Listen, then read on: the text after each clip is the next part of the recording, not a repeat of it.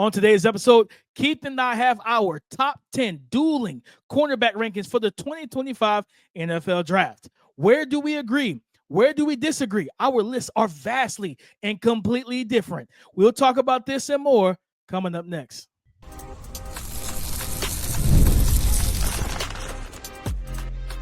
You are Locked On NFL Draft, your daily podcast covering the NFL Draft. Part of the Locked On Podcast Network, your team every day. Welcome back to the Locked On NFL Draft Podcast, your daily podcast covering your favorite draft prospects, part of the Locked On Podcast Network, your team every day. I'm your boy, Damian Parson. I am an offensive draft analyst over with Bleacher Report. That's my guy, Keith Sanchez. He is a director of scouting with the Draft Network and 2019 national champion with those LSU Tigers. And guys, thank you as always for making Locked On NFL Draft your first listen today and every day. Shout out for being our everyday. We have a fun show. We're getting into the top 10 cornerbacks in the 2025 NFL Draft. We're going 1 through 4 to open the show out. In the middle of the show, CBs 5 through 7, and we're going to close it out with 8 through 10. Talk about the similarities and the differences between me and Keith's top 10 rankings. But before that, today's episode is brought to you by Gametime. Download the Gametime app, create an account, and use the code LOCKEDON NFL for $20 off your first purchase. Keith, at number 1, you have Will Johnson, cornerback out of Michigan. At number 2, you have Travis Hunter, wide receiver, corner out of Colorado. At number 3, you have Jahdae Barron out of Texas. And at number 4, you have Dorian Strong out of Virginia Tech. Going to my rankings, Keith, at number 1, I have Will Johnson as well out of Michigan. Travis Hunter is right there behind him at 2. At number 3, I have Benjamin Morrison. And then at number 4, I have Trey Amos out of Ole Miss. Keith, let's get into it. We've talked about Travis Hunter, Will Johnson a lot. And I know that we've talked briefly about Dorian Strong, but it was kind of shocking when I saw your list that he was top 5 for you. Tell the people why you're so high on Dorian Strong. Yeah, I think that so let's rewind back to the season, right? When these things first started coming out. And I remember there being a conversation about his teammate, right? Mansur Delane, and he was the more talked about prospect. And now Mansur, coincidentally enough, he's with those LSU Bengal Tigers, DP.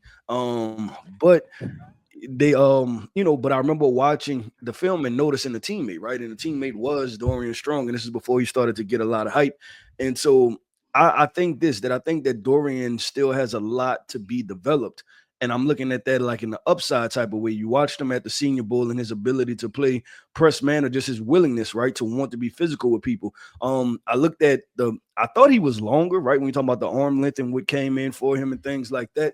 But I think that he's a twitchy, quick, he has good height and things like that to be able to be disruptive as a corner. I think that some team is going to look at this and say, hey, if we get our hands on him, we could develop him. I mean, cover 3 at the worst, right? But play man-to-man, some cover 2. I think he's a multiple, and he has a multiple skill set. Yeah, he's definitely an upside pick, Keith. I mean, he came into the combine, I believe he was like, 6? He came in at 6'1", even. 185. To me, like, it's crazy because, like, when I saw him in person, he looked like he was a bigger body at the Senior Bowl. I thought he had like 32-inch arms the way he was built, but he came in sub 31s at 37/8 with a 76 and 1/8 on the wingspan. He ran the 4.5, so he checked some solid boxes. When I watched him, like, he's 10th on my list. The upside is there. There were some functional things that bothered me with him, like the cover 3 when he side saddles, like the stop and goes and the double moves. Like, he struggles. Like, he's very high hipped and kind of rigid with his movements. I think, like you said, cover 3 at worst, maybe some quarters, and cover 2. I think press man is where you probably want him best, or where he can dictate the action. He gets in one of those defenses, I think, like the Wink Martindales, like those defenses that push the envelope with press man, where you're physical to the point where the refs are like, all right, like, you got to let the guy go at some point. Or you remember those old Legion of Boom defenses where they would get hands on, they would chuck guys, they would be super physical, and it's like the refs are like, well, we can't throw flags all game. He gets into a defense like that where they allow him to just play physical. I think that's where you're going to really be able to see him be his best. I think if he can hit a ceiling, you could probably get Martin Emerson out of him with the Cleveland Browns. You know what I mean? Who was at Mississippi State, SEC kid, big, physical. solid movement skills and everything like that. And I think that's where I want to just kind of with Dorian. Like I said, man coverage, I think that's where he's going to be best. Zone, I think instincts are there. I think he sees it well. It's more so, okay, you press. I see receivers press vertical, break an in cut. He's in that side saddle, and it just takes a little bit too much time for him to stop and then trigger downhill to get back in phase. He gets knocked out of phase easily in those zone situations. But man, I think if you're a man coverage team, yeah, like those kind of, I think the Ravens will be a team, like, for me, like day 2, if they wanted to go corner, I think he'll be a nice fit for them because he can develop behind the veteran leadership that they have. And with Zach Orr going second year as the defensive coordinator. Keith, I'm gonna tell you, man, Ole Miss's Trey Amos. Well, first, Benjamin Morrison was a tough situation for me because of the hip injury. And the reason why is because typically when guys are hurt, they go to the combine, we get word on what's going on. Well, we have not gotten word on what the heck is happening with Benjamin Morrison. We don't know, like, okay, well, will he be ready for camp? Like, there's been some rumblings that's hit social media, but it's not been the biggest of insiders, the Darren Jeremiahs. I haven't heard any of those guys say, all right, listen, he got the all clear. Like, that's what we wait for at the combine. Yes, we want to see guys test and everything, but if you're dealing with a injury, we typically want to get he's all good, the green light, like he's all clear. And I don't think we've gotten that from Benjamin Morrison. I think it's been kind of swept under the rug that we haven't heard a lot about the hip. And we know hips can be, especially for a corner, hips are essential to playing the position.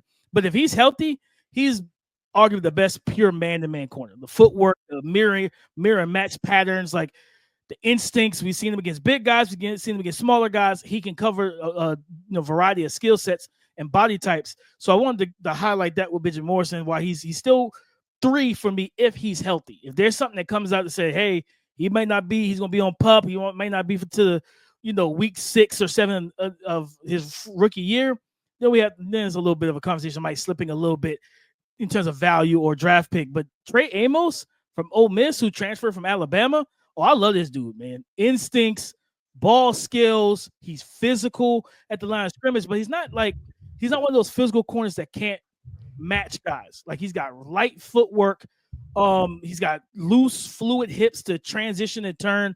I think this guy, and he has the size. I think he came into the combine at 6 foot 3/4. He had 31 and a quarter on the arm, 77 3/4 on the wingspan, and he ran the 4.4, right? You know what I mean? So he has the long speed, and that was the question he needed to answer for some teams and for some evaluators. I think this guy's going to be a first-round pick, and I think he got a chance to be a day 1 starter for NFL defense because he can play both. He's scheme versatile. He can play cover 3. He passes off stuff in zone coverage. Like that play again, I can't remember if it was Florida or whoever they played, and his ability to pass off that post, they ran a post wheel. He passed the post off, circled back, nearly came down with the interception on the wheel to the running back out the backfield.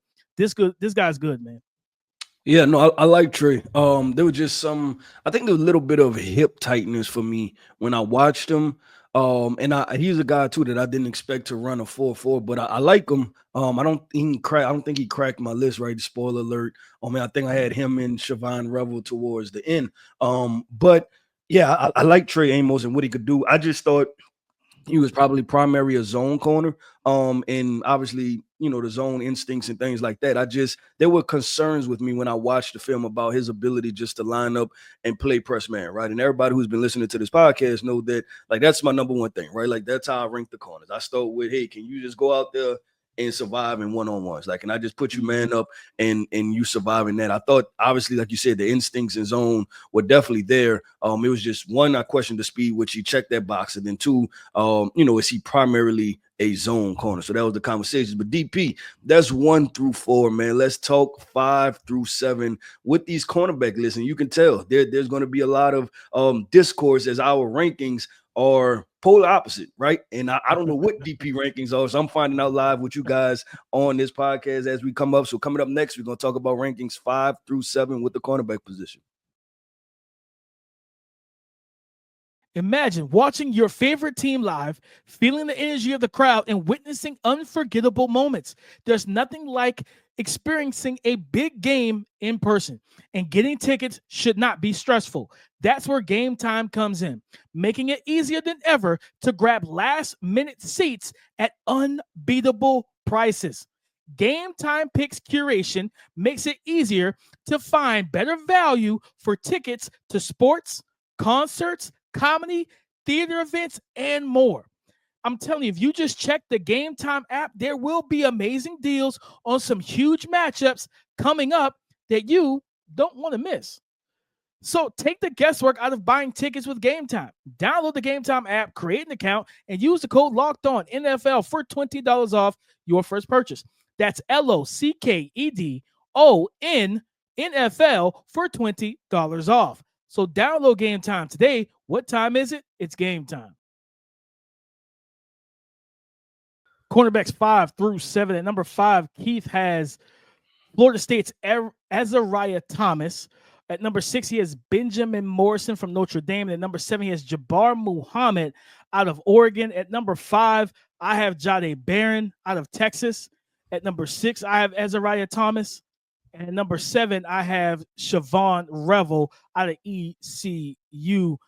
Keith, talk to me for you with Benjamin Morrison. Where are you on the Notre Dame star corner? You know, the hip injury, things of that nature. Where are you when you watch this tape? How do you feel about him? That DP, I'll say this: since we've been doing this NFL draft, just the NFL draft period, right? Operating in this space, this has probably been the most cluttered, non-clear situation that I've seen for cornerbacks, period. Like I'll tell you, probably the first two, maybe Will Johnson, even Travis Hunter, there's certain things you still want to see, right? But I think it's significantly fall offs like after like their tiers, right? And it's significant fall offs to the next tier. But going with Benjamin Morrison, obviously movement skills I like. The hip injury is definitely a concern to know, hey, what's going on, right? Like what is his current status? And you kind of talked about that last segment. But when I look at Benjamin Morrison, I like him. I like what he can do. So, but I wondered this because he reminded me of our guy out of Auburn, that went to the Tennessee Titans. Roger McCreary. Roger McCreary. I seen some of that, and I just being able to get eyes on Benjamin Morrison. Like, what is his, just true everything, right? Like movement skills, things like that. But I remember just like not similar to Trey because I think he's more fluid than Trey. But I thought that there were moments where you can see kind of a little bit of the hip tightness, and I wonder if he's a guy that had to get kicked in to nickel. So I like Benjamin Morrison, so he's able to crack. But I think he came in at number 6 for me. But still have some question marks, and it's almost like because he got hurt so early in the year, you have to almost rely on 2023 film and not the 20, and you don't have that much of a sample size for 2024. Yeah, I think he played with like 5 or 6 games or something like that in 2024. And I mean, he's like, look, I have like, some percentages and stuff like man coverage percent. He played like 60% man compared to a lot of guys in this class. They do like live a lot in zone and different things like that. It's just kind of a mix, a mixed bag. Jahdae Barron, 18% man coverage, plays a lot of zone himself. I think Trey Amos was like 3rd in man percentage. You had like 36%, where Travis Hunter, shockingly enough, I think Travis Hunter played 51% of his snaps in zone. He was in man. I mean, he's very balanced for the most part. From the number standpoint, but yeah, I think with Benjamin, like the main thing for me, the hip. Let's find out what's going on with that, like because that is everything. We see in Tua right now. I think they said Tua like dealt with the hip late in 2024, and it's like, is that the same hip he injured at Bama? Like, is this going to reoccur? And for a corners and quarterbacks, like you got to turn, you got to rotate. That hip is necessary. So I look at that situation as kind of a TBD, to be determined when it comes down to him. Keith, I want Shavon Revel, another guy who's injured, a guy that it's crazy, Keith, because I think if these guys stayed healthy, I truly believe like is Jahdae Barron would be a guy that would be more of a back end of the first round pick than a top 20 pick if Shavon and Benjamin Morrison stay healthy the full 2024. I really like Shavon Revel's tape, 6'1", 7/8 32, 5'8" on the arm, 79, almost an 80-inch wingspan. This dude is tall, long-limbed, long-legged. But I didn't at first when I first watched him, I was like, man, I'm just expecting a big, stiff, like just he's got to play zone. Like he has no way of playing man. Then as I'm watching him, I was like, okay, his footwork is quicker than I thought. He is actually more patient to mirror guys and not have. He doesn't open the gate and surrender that. Like I see some big corners, like they're very timid with their gait. And he doesn't come off like that to me. And then he's a guy that does play physical at the line of scrimmage in the contact window. I don't like two-hand jamming like that, but he does it differently than everybody else. You see a lot of guys with the 1 foot back, two-hand jam, lunging forward, and then you get swim moved or double hand swiped, and you're clearly beat. He doesn't do it like that. He stays square, quick jam with two hands, stay hip to hip, and he's a guy that knows how to squeeze you to the sideline. I think he gives you that versatility. And in the NFL, you go back to the Chiefs Super Bowl II, Chiefs and Niners. They played. First time was Jimmy Garoppolo, quarterback. Second time was Brock Purdy. The first half, the Niners were cooking that defense because they were in zone. When they switched off because they were switching off into zone, and Kyle Shanahan was able to scheme it open. Then they switched off to man. The ability to be scheme versatile and not have to take a guy off the field because, like, okay, we're playing heavy zone. Now we go to man. Like, let's bring a man corner off the bench. Or we're playing heavy man. Now we got to switch the zone. Being able to play both is so paramount in the league right now. And I look at Shavon Revel as one of those guys that could do both because his instincts, his zone eyes, the ability to trigger downhill. And when I talked about like with Dorian Strong and his tightness and like side saddling and turning, I didn't see that with Shavon prior to getting hurt. Shavon would, side saddle out. He read it, and his instincts were good. His hips were fluid enough. He triggered downhill. He got back in phase almost immediately. So for me, I think this is a guy, if he's healthy, he's a first-round pick, and he's probably a first-round lock, him and Benjamin Morrison. Yeah, and he was tough for me, and this is another spoiler. He didn't crack my top 10 DP. And that's because I feel like and I'm not going to get more before the draft, right? But I feel like I still need to see more. You're talking about level of competition, and I from hearing you explain it, I think you were a lot more comfortable with his hip fluidity, right? And I wasn't, right? I still had extreme concerns about it, and then obviously him being high hipped and just those type of situations, like, hey, what else is true movement skills? And I just couldn't. The thing is that obviously the combination that came in for me was playing obviously lower level competition, playing at a lower level school, coming off of an injury, plus the hip tightness is like, what do I do with this, right? And I guess I could be optimistic, but you look at other small school guys who had opportunities to compete. We talk about just as soon as last year, that was what Quinyon Mitchell out of Toledo, right? And he came in, he had an opportunity to compete. We seen him at the Senior Bowl, right? We seen him run, we seen him test, got opportunity for mentality and things like that. So just as a talent evaluator, I look at this, and usually the higher my grade goes is not betting on purely upside, but it's also your floor too, right? Like it's like the high floor, high ceiling guys. And I look at Shavon as a potentially very talented player, and I'm not saying that at all, but also high floor, but also, high ceiling, but also potentially low floor too, because there's still so many different question marks about, hey, what is this guy going to look like coming off of injury? What are his true movement skills? Because we weren't able to see him do anything right throughout this process. So it just makes it difficult. And we talked about the running back rankings, how that one was stressful, but stressful in a good way. This one was stressful in the other way, that I'm like, man, I don't know. Like, and you go back to like certain classes, that 2022 draft, right? That had Sauce and Stingley and Kyer and Andrew Booth and I think it was like another 2 or 3 corners that we're missing out of that class.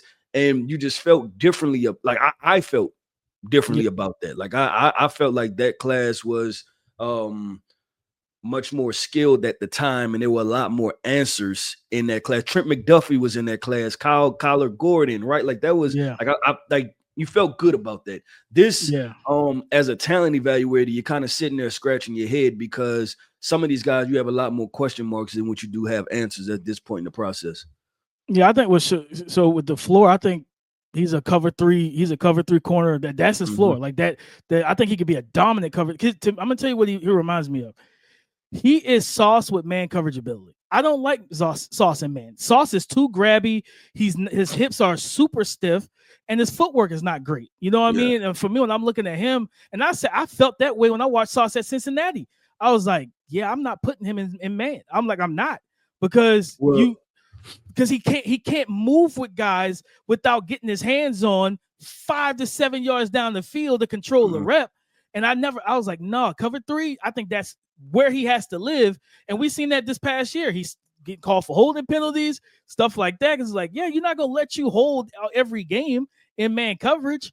You know what I'm saying? And I think that's where I think he's Sauce with more upside as a man corner in terms of Shavon Revel.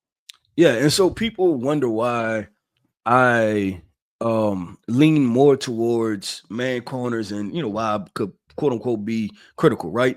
And it's for me, this is how I look at it. And this is going to be a pure case study with Sauce Gardner, and we'll see how it plays out. Is that, of course, when he was drafted, go to Robert Saleh, they played predominantly zone, cover three, things like that, right? But also now you ask yourself, is this corner's success predicated off of running one scheme, right? And so what I mean is that now you have a totally different defensive scheme and structure, right? Aaron Glenn is in the building. Are they going to play more man? So now is Sauce Gardner production as a corner going to fluctuate, right? And usually this is what I learned even my time at LSU. Man corners could play zone. Every zone corner can't play man, right? And from an athletic perspective, and usually you put the athletic threshold at the very top, and then the rest of the stuff, obviously being able to think and instincts and all of those things play a part of it. But if you athletically just can't do it, then there's nothing we can do about that, right? I told you, it's like scrap it once you get to that point. So that's why I look at it like that, because I think that your play can fluctuate some depending on what, like who the coordinator is and, what's going on, fired head coach, different things like that. But DP, let's talk about corners 8 through 10. We're going to talk about that coming up next.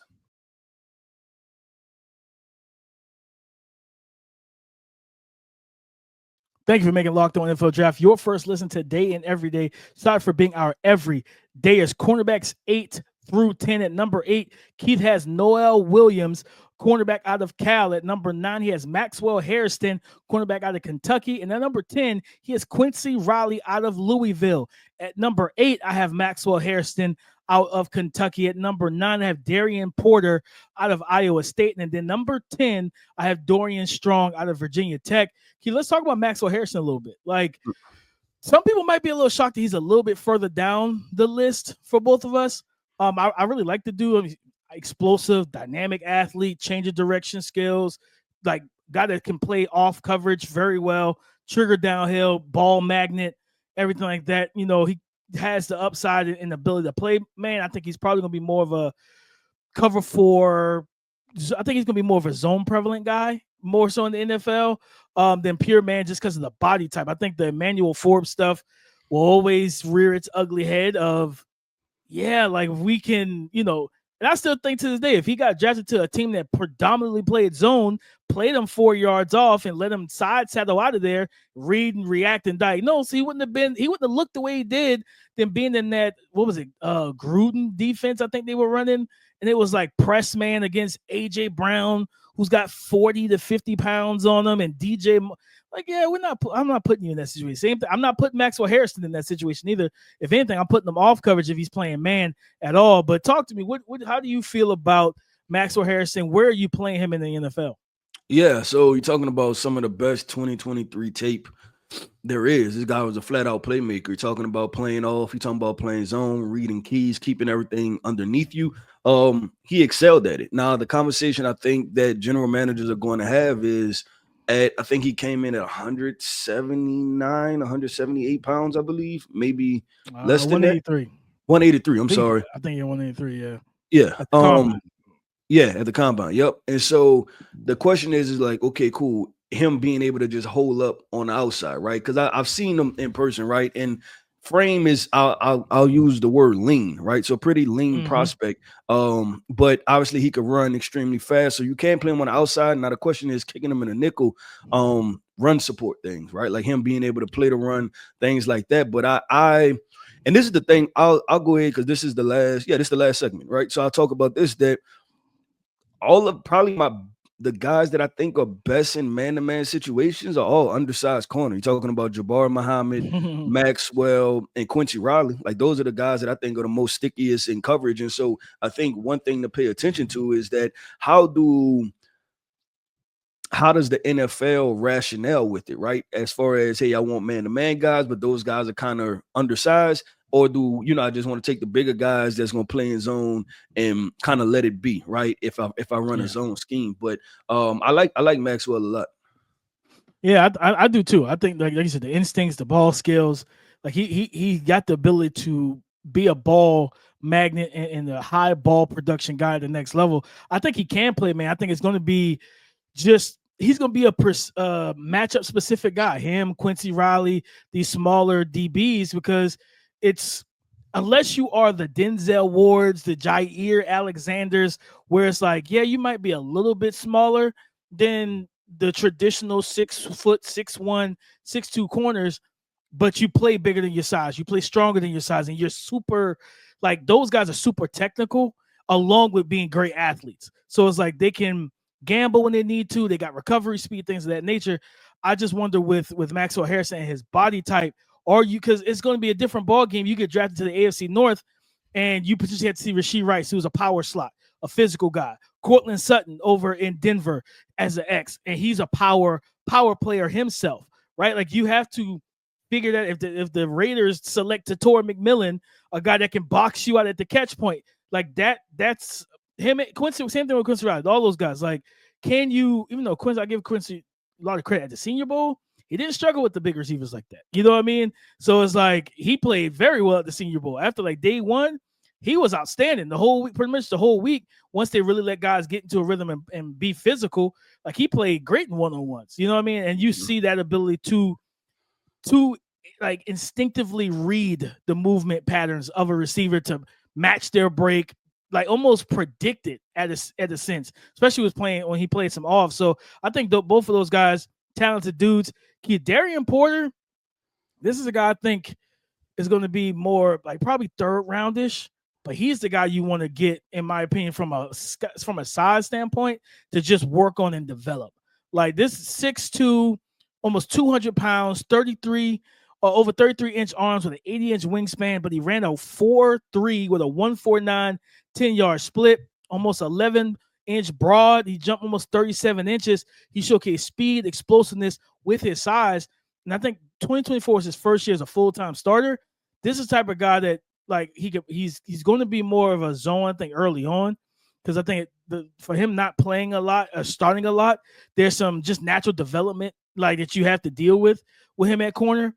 But all the height, weight, speed, athleticism of his profile, and I mean when he's near the ball, he makes plays. This is a guy down the field. It's hard to connect on deep passes with. Like I would love to see the one-on-one matchups, him and Jaden Higgins on the same at practice. Two big, long athletes like going at it one-on-one. Those are probably must-see TV type stuff. Noel probably gave him some issues because Noel is so darn short area quickness and twitchy, but he seems like a guy that if you could work on some of the nuance and details, a man with his arm length and his speed, his starting speed, like to run for 1.49 is crazy at 6'3". Like that's a ridiculous time period. But 1.49, 4.3, he can run with anybody. I think him learning how to use his length in the contact window, punch timing, things like that, he figures that part out. Yeah, he's going to be he's got a chance to be that kind of Tariq Woolen type of man zone, big athletic corner. And I see that a lot. I see that in his future if he gets with the right situation and is allowed to develop. Yep, with DP, I'll say this, man. Our lists were totally different from each other. I think that's reflective of this cornerback class, right? Like it's all over the place, right? People are still trying to work through and figure this thing out. And it's all about perception, right? Perception is reality. And I think that's what it's going to be with this cornerback class. But man, that wraps up another episode, man, of the Locked On NFL Draft Podcast. I want to end this podcast off by saying shout out to our everydayers. Thank you for tapping in with us each and every single day. Every listener is greatly appreciated here over at Locked On NFL Draft. I am Keith Sanchez. You can find me on X at the Talent Code. That right there is my guy. My code is Mr. Damian Parson. You can find him on X at DP_NFL. And like we like to say, man, y'all can talk to us because we like to talk back.